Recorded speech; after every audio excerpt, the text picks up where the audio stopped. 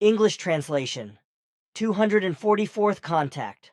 Sunday, 27th of December, 1992, 21:48 hours. It is nice that you are still coming in the old year.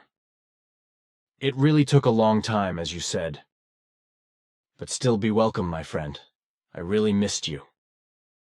But there are also some questions that are important that you give me answers to. I am happy that you are here again, and that you are doing well, I see. The joy is also mine, friend Edward. For quite some time now, it has also been a great need for me to see you again and to entertain myself with you. However, I do not want to do this officially, but together among friends, which is why I would like to ask you to bring up your questions so that I can answer you, after which we want to talk in a personal form. There are also some things that are not directly related to me to discuss, but I assume that you can give me some advice. There are also various things to discuss that should not be made public. Of course, Ptah, I will follow your wishes. So I will immediately come to my questions, the first of which is... The widest... The next question is it possible or given that organic life forms in the world's space age faster than on Earth or on other planets due to some circumstances? Certainly. A certain radiation in the world space, which I do not want to describe in detail, and also in its actual mode of action and may not name, causes a faster aging of organic life forms in the free world space. If the life forms are not protected by any devices, protective clothing or space bodies, etc. This radiation prevails in the entirety of space, while these are weakened, however, on planets by their different spheres as far as possible and come only very minimally to the validity.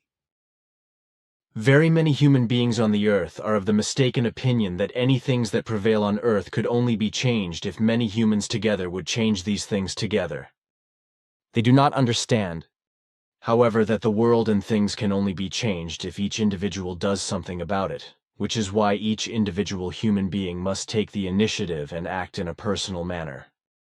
These individual human beings then group together with like-minded people who can be found practically automatically, creating an actionable and useful force through which the negative can be changed for the better and real progress achieved. It is not understood, however, that the individual human being must take the initiative and act, which is why one always waits for a group to form somewhere that can be joined by those who think somewhat in the form of this group. In this group, these individuals are strong and energetic, but on their own, they are completely and absolutely lacking in initiative, fearful and unable to live. I know that this misconduct lies in the non-recognition and rejection of self-responsibility in every relationship, and in the failure to recognize and grasp the truth of all things. But I find no other manner in which to make this clear and understandable to human beings than the one I have always used, that I throw the truth at their heads with hard words, which does not, however, bring the success that should actually be expected from rational ones. I always study around with the fact that there should be a word of power which immediately has the necessary positive effect if the word is only spoken. But I do not find such a word of power. Often one is almost overcome with sheer despair when one sees that all talking, roaring, asking, and explaining is simply useless. How do you see these things? Is there any possibility other than the way I do everything? Everything occurred in this manner in Nocademian's times, but perhaps some in your Federation have made new experiences in this relationship that go beyond what I know, and point a new path in relation to the teaching of human beings, and in relation to the awakening and application and bearing of each person's self-responsibility? You say a true word when you say that everything was like this already in Nocademian's times. In fact, everything has been preserved since then, and nothing has changed in this respect. Nocademion already then fathomed that human thinking, senses and aspirations are interpreted in the form you have just described, and that the only way of the Teaching of human beings can also only be handled and exercised in the form you have also described and applied yourself. Since Nacademion's times, no wise men have gained other insights or made other experiences in this respect, nor any wise men in our Federation. Also, the level Arahat Athersata has no other experience knowledge, which you know better than me. Thank you. It was only a question of whether some newer knowledge and experience had been acquired in this form in recent times. But this is not the case. A pity. So I come to the next question. In the group, we have recently had problems with the absence of group members at the monthly meetings and at the meditations on the third weekend. There has been a murmur throughout the group, especially because of Bridget, who works as a nurse and is therefore often absent. You and we have talked about this several times, and you said that her profession was actually her destiny, and that as a result, she could not be as occupied with various obligations in the group as the other members of the group were. As a consequence, I explained to Bridget that her work was always ahead of her, since it was given according to regulations. In this episode, she has been absent several times this year from the monthly meetings, the meditations, the night vigils, and the Sunday services. Have I perhaps misunderstood you, or is something else wrong because the grumbling in the group becomes loud? That should not be the case if everything occurs correctly. That is an issue I wanted to discuss with you anyway. I actually wanted to talk to you about it during my last visit, but I did not do it because we had so many other things to talk about. Man, I am glad you can forget something that is important too. So, I am not alone with this problem that I have had sometimes since I collapsed in 1982. Such unfortunate occurrences can occur here and there. But now to your question, you really must have misunderstood me because the release of Bridget in connection with her profession only refers to self-willed and thus to voluntary duties towards the group and the mission. This means that she must completely fulfill her duties when it comes to those that are mission-based, such as monthly meetings, meditations in the form of the third weekend, initiation, center meditation, night watch, Sunday service, and group work in the areas of Engelbert, Maria, Cornelia, Silvano, Madeleine, and Brunhilde. She cannot be exempted from these obligations except by the fixed possibilities given by your rules. You mean the rules as described in the manual, etc.? This is what my words are about. She can only be exempted from the above-mentioned obligations if this results from the application of the above-mentioned rules, and if these rules are fulfilled directly on behalf of her employers. So what does it mean that she can be exempted from obligations? Only those matters that relate to self-regulation and to self-reliant and voluntary duties such as the several weekly proofreadings, etc. that you make. But then the exemption is very limited. But that is already a lot. But what is it like if she has to work according to her employment contract during the compulsory performance periods, for example, on the first and third weekend? She has to arrange things as much as possible so that she can fulfill her mission duty at these times. Only absolute exceptions can be made if the employers demand such an exception. And I got Bridget into something through a misunderstanding that does not exactly help bring her mood to a climax. Through my fault, she also acted against her obligations, and presumably committed quite a bit of evil. I do not think that is right, because I am the one who is actually to blame. How can I repair this damage for Bridget? Such a repair of damage, as you call it, is not necessary, because Bridget acted according to your instructions and remarks, even if they were full of misunderstandings. So she has acted in good faith that your instructions and statements are correct, which puts her in a condition without error. That means that she did not accumulate any injustice? Certainly that is correct. It is within the range of good values, as is the case with all, except for two group members, whose respective unworth is still much higher than the average of all others. May one know who the two are? It is not necessary to give names because the two concerned know it themselves, or at least they can find out for themselves if they think about themselves and become honest with themselves. I understand. Then the next question. To what extent are medicinal herbs poisonous, and are they all poisonous, even for teas? With very few exceptions, all herbs and medicinal herbs are non-toxic only in certain quantities. If the correct and non-toxic amount is exceeded, then a toxic effect occurs very quickly, which can be presented depending on the herb or tea, etc. From nausea, abdominal upset, headaches, vomiting, dizziness, vision problems, and many other milder things, the effect can go as far as liver damage, cancer, and death. So the principle is that too much is unhealthy, even with aromatic herbs, medicinal herbs, and teas. This is indeed so.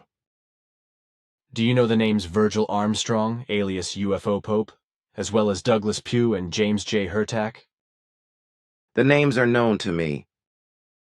Why do you ask? We have talked about Armstrong before. Lunatics and fantasists who mess up ufology? I could not say it better. My next question relates to the Jschwischs, of the kind who were of good character and other good values and who regulated things and were responsible in reference to the old Lyrans 389,000 years ago and 13,500 years ago. What was the name of the god with whom Emmanuel worked, and where did these three Jschwischs come from? That slipped your memory? I do not remember that. Should I? That is part of your knowledge. You probably lost it as a result of your breakdown in 1982. But to answer your question, 389,000 years ago, Laris was the Jschwisch king of wisdom, who had the guilty travelers under his care. Before his work in the SOL system, and thus on the Earth, he came from the planet Aktkaran in the Fremen system, which was a Lasanian colony in the area of the Nezer galaxy, which is 320 million light-years away from Earth. 13,500 years ago, Jschwisch Alatides, who came from the land of Kaitami on the planet Lasan, was in charge and responsible. Emmanuel finally worked together with Jschwisch Kalatan, who came from Era. Then I would like to know which planets you are responsible for as Jschwisch. For Era, for Earth, and for a planet called Amataban. And where is this planet? Is it perhaps the sister planet of Era, which can be seen so beautifully green-blue in the sky? No, Jschwisch Quetzal is responsible for that now because the old Jschwisch Atreides left his life. The planet Amataban is in a system of our space-time structure which we call Harkomen and which belongs to our Federation. You told me in private that Quetzal Jschwisch is on one of your planets. That is news. Where is he actually? When will the twit finally come back? And on which planet is he actually roaming around? If everything goes well, he will visit you in the course of the next year. That was unfortunately just as impossible for him as it was so far also impossible to bring you to my daughter Simyase. Quetzal is responsible as Jschwisch for 2 planets in the Harkomen system. Why did it not work out with the trip to Simyase? The technology of transmitter transport is not yet so mature that it would be absolutely safe. Then next year, if it works. Now again a question about absences for group monthly meetings, meditation, Sunday service and night watch, etc. How should we hold it in the future? Shall we stubbornly go by the given letter? For this purpose, the rules were created and given. Otherwise, there will never be order. Would it be appropriate in the future for such motions to be submitted to the full board of directors, after which the board will decide whether or not to do so? This has already been decided by the core group meeting, but this decision was not recorded in writing because it was an unrecorded agenda item. In the future, a written request shall be addressed to the entire board of directors, which shall then decide on yes or no. You relieve me of a worry, and Engelbert can breathe a sigh of relief. This will put an end to Engelbert and me playing off against each other all the time. Such a decision would have been necessary for a long time. You should have acted in this form a long time ago. Which of course you are right about. Another question. Especially in Switzerland and Germany, there is currently a discussion about the pros and cons of whether homosexuals are allowed to marry, or should marry each other as same-sex people, and so on. In this regard, there are usually no laws that would allow such marriages. I now have the question of how such things are handled in your country. Do you still birth people who are homosexual or transsexual? In my opinion, it should actually be the case on Earth that homosexuals of the same sex kind could get together, so to speak, in the form of a partnership, which grants them legal rights, as they are given with normal married couples. I am not talking about a male and female right in terms of gender, but the legal rights that apply to married couples in any form of social and human recognition. Same-sex homosexuals who join forces can do so by forming a same-sex partnership that grants them all the social and human rights of a married couple. What they then do or leave together in sexual terms is their beer alone.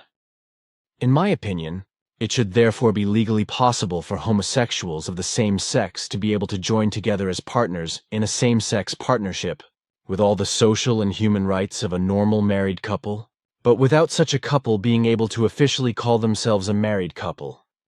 Because in my opinion, such a designation can only be granted to a same-sex couple that can procreate offspring with one another, which is why such a union is also called a marriage alliance. If I remember correctly, then such, or at least a similar regulation of this form, also applies to you. That is correct, at least in the form that we apply a law of this kind, described by you where we are responsible for humanities in which homosexuality still appears, which can be caused by various factors, but which in any case is always genetically triggered, which is also the case for transsexuality. In our own peoples, no degenerated forms of homosexuality or transsexuality have appeared for many millennia, which does not mean, however, that the normal homosexual as well as the purely natural condition of homosexuality would no longer appear, which means that latently every form of life has two gender genetic forces. Only as far as the homosexuality of that form is concerned, that it could still reach degeneration, as well as sodomy. That men and women, for example, sexually meet with animals, no longer appears with our peoples, nor does a degenerated transsexuality or any other sexual degeneration forms, such as, for example, sexual hatred or rape, sexual masochism or sadism, etc.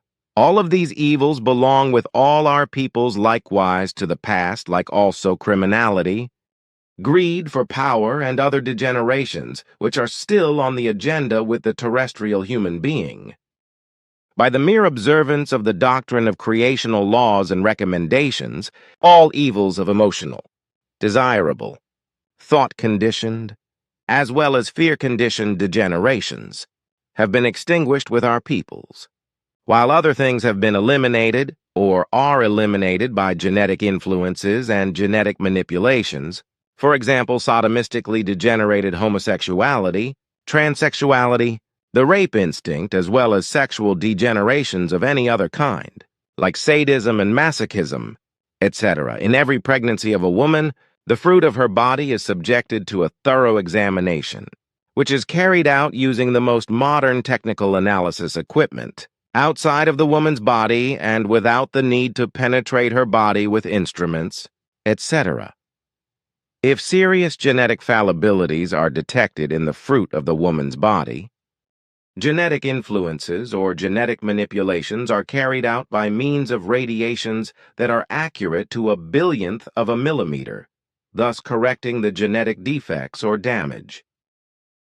This procedure guarantees that no offspring will be born suffering from any degeneration or abnormality in the forms I have mentioned.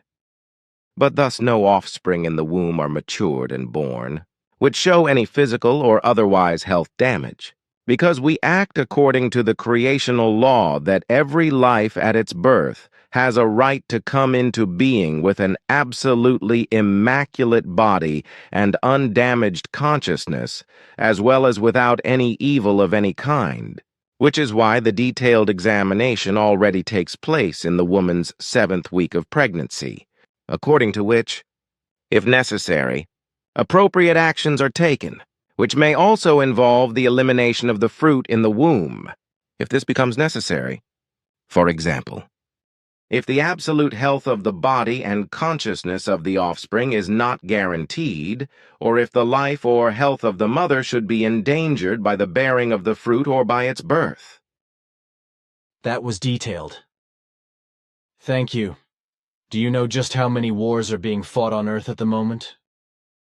There are 26 of them, but there are a total of 73 conflicts worldwide. Crazy, especially when you consider that the UN does nothing or not exactly much about it. In my opinion, this squad is just a puppet organization led by absolutely irresponsible people, which is also the case with many rulers in the world, both males and females. Nothing is being done to stop all this madness, quite the contrary, because everything is only being done so that the fighters can continue to murder. Instead of the UN troops carrying out combat missions and ending the madness of war in the various countries, such as the former Yugoslavia, they are celebrating holidays in the troubled countries and contenting themselves with pointless and costly patrols and supplying the population with food. These conflicts and wars could be partially nipped in the bud in hours or at least in few days if the UN troops or even the NATO troops would intervene in fighting sensibly. But there is no talk of this because on the one hand, the responsible people are as stupid as beans and do not know anything about anything, or they secretly earn millions by being content with alibi exercises. But that is criminal either way. Your words correspond to the truth. Cowardice, irresponsibility, false humanity, not understanding the real situation, greed for profit, and many other things must be blamed on those who are responsible for world security and for the security of human lives. I do not want to talk about it any further, because the whole irresponsible act of those responsible makes me furious. So let us talk about something else. I have another question about homosexuality. According to the laws of creation, male homosexuality is contrary to nature and therefore a natural degeneration. But there is no law, no recommendation, and no directive of creation that says that homosexuality should be banned or punished. Nevertheless, homosexuality has always been frowned upon and often even punished with death. Even today, homosexuals are very often defamed, trampled, abused, cut off, excluded, and kept out of occupations and pushed into the mud, although this would not justify any law or recommendation of the creation. According to the creational laws and recommendations, homosexuals also have exactly the same rights in every respect as the so-called normal ones, the heterosexuals. There is not a single point in the creational laws and recommendations to be found which speaks of homosexuals or transsexuals, etc., having other and lesser rights than those human beings who describe themselves as normal in this relationship for their naturalness and unkindness. Therefore, the whole hatred and all ostracism against homosexuals and transsexuals, etc., is pure human machination, which started sometime in the distant past, but which I would like to know when, how, and why it came about. That is unknown to me. The origin of the whole drama loses itself somewhere in the past, which for me to fathom out is practically a thing of impossibility. Too bad. Then to something else. Here, these are 3 fax pages I received from America on the 15th of this month. Please read them through and then tell me what you think. It is pure idiocy, but you should still read these lines. Thank you. I cannot believe it. This impudence is unbelievable. These lies and this fraud. It is really unbelievable. I actually see you beside yourself. You are excited and should calm down. You should keep it like me, just laughing at the outrageous lies that this two-bird medicine man brings along. It is really unbelievable what these Indians are lying about, and it is an outrage, but it's not worth getting upset about. On the other hand, we have known for years that America is home to the worst swindlers. Liars, cheaters, and charlatans in terms of UFOs and contacts, and that no one anywhere in the world can even touch them with cold water in this regard. This has already begun with GA and has survived to this day. The fact, however, that those in America who can be accused of real experiences with extraterrestrial intelligences must suffer as a result as well, even if, in reality, these are only half a handful, does not bother these liars, deceivers, and charlatans, etc., who add everything in order to denigrate the Americans in general. Of course, only the liars, deceivers, and charlatans, etc., can do anything for this disparagement, and these are the deceivers and liars and charlatans, etc., who must also be called such. Unfortunately, swindlers, liars, deceivers, charlatans, and sectarians, etc., are especially characterized in America and in large numbers, and probably in no other country on the earth do they appear in such masses and with such insolence and impudence as in America. No matter whether they call themselves RBUFBGAUGG, Medicine Man John Two-Bird, HMRW, or otherwise. They are all demonizing everything and bringing Americans into disrepute, which ultimately affects all those who are decent and honest and cannot help being vilified. As you know, we have not been in favor of these lying, cheating, swindling, sectarian and charlatan Americans for years, which is why we have recently coined a swear word for all those around the globe who are liars, cheats, swindlers, sectarians, profiteers, and charlatans, etc.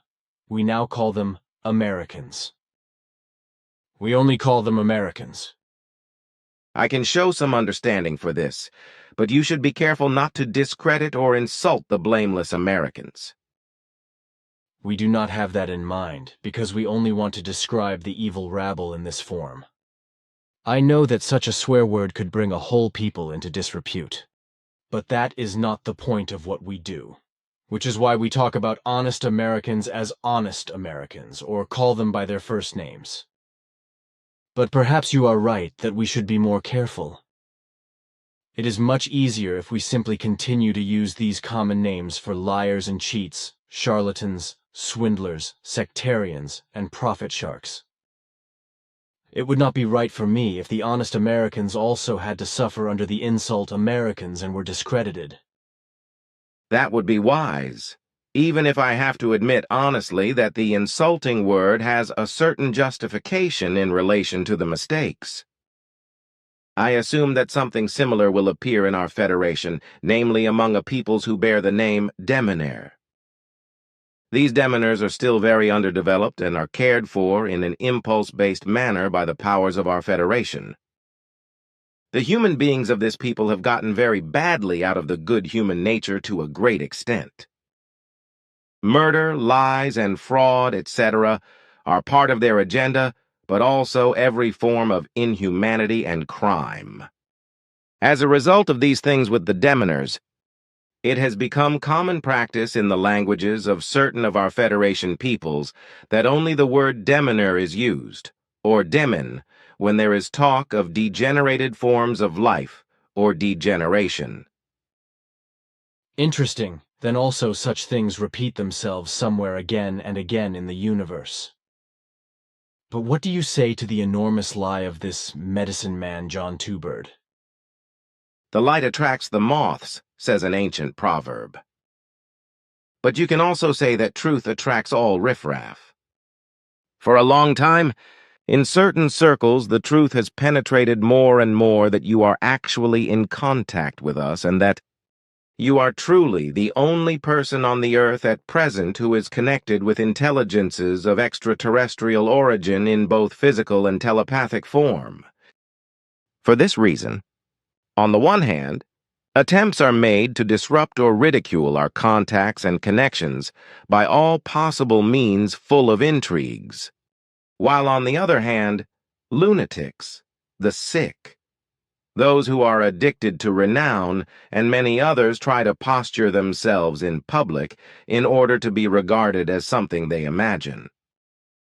These liars, cheaters, and swindlers, however, do not consider that we would never get involved with them, which is why their stupid and lying assertions have no truthful foundation. We could never find ourselves ready to enter into physical or telepathic or any other kind of contact with Earth humans because, on the one hand, we would endanger our own lives because our mental swinging waves cannot harmonize with those of the Earth humans, and on the other hand, because the machinations of all the lies, the swindles, the deception, the charlatanism, the sectarianism, and all other Ausartungen, plural form of to get very badly out of the control of the good human nature of the human beings of the earth alone, offer no possibility of connection between them and us. All the Ausartungen of human beings on earth sufficiently prove that they are incapable of any contact with us, not to mention the impossibility of harmonizing the various mental swinging waves. This means that the Earth humans must orient themselves. Even those who cannot understand and do not know the secret of why you are the only person on the planet Earth who can maintain contacts with us and with other forms of extraterrestrial life. Especially all the charlatans, liars, sectarians, deceivers, and all other riffraff cannot cope with this, which is why they are envious and denigrate you in every possible kind and wise. This also applies to those who are great wannabe ufological or esoteric experts, but who in reality have no idea what is really going on. You mean the esoterics and ufologists as well as crop circle specialists, etc.? Of course, I am talking about them. Special comedians. These guys. Just like those Americans who do nonsense with their little grays. Say, does that not put an end to these weirdos, comedians, phantoms, liars, cheats, swindlers, and sectarians, as well as charlatans, schizophrenics, and all the unfair rabble? Is it really to be the case that they can continue to do their mischief and drive people astray, and into irrationality and delusion, distress and misery? Unfortunately, there is no end in sight in this regard. On the contrary, everything that is related to it will increase even more, with everything going more and more into a vicious religious sectarian delusion. Gold prospects. Well, those would have been all my questions and concerns, so we can switch to other things that are not supposed to be official anymore.